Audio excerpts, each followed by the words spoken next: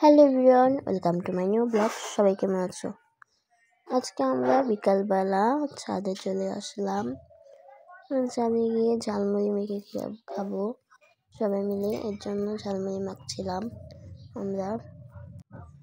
এখানে 3 প্যাকেট চানাচুর আনা হয়েছে আর ম্যাগি মশলা আনা হয়েছে 1 প্যাকেট। আর এখন সব কিছু কাটা হবে।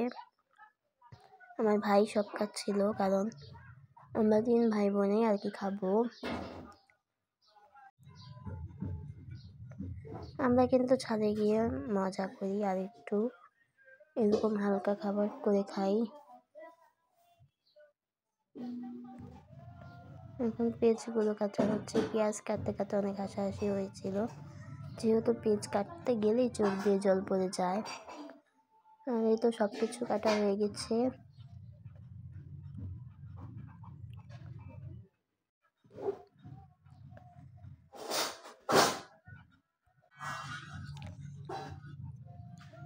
ঝালমুড়িগুলো কিন্তু দুপুর টাইমে বা বিকাল টাইমে খেতে বেশি মজা লাগে।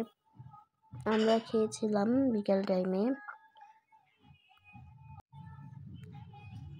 এখন মাখা হচ্ছে।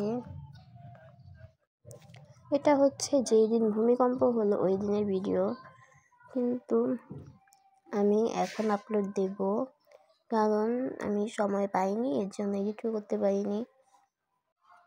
ভূমিকম্পটা কিন্তু অনেক বড় ধরনের হয়েছে, এই বছরের সবথেকে বড় ভূমিকম্প। এখন ঝালমুড়ি মাখা হচ্ছে, এখন আমরা খেয়ে নেব সবাই মিলে। তোমরা খেতে চাইলে চলে আসো।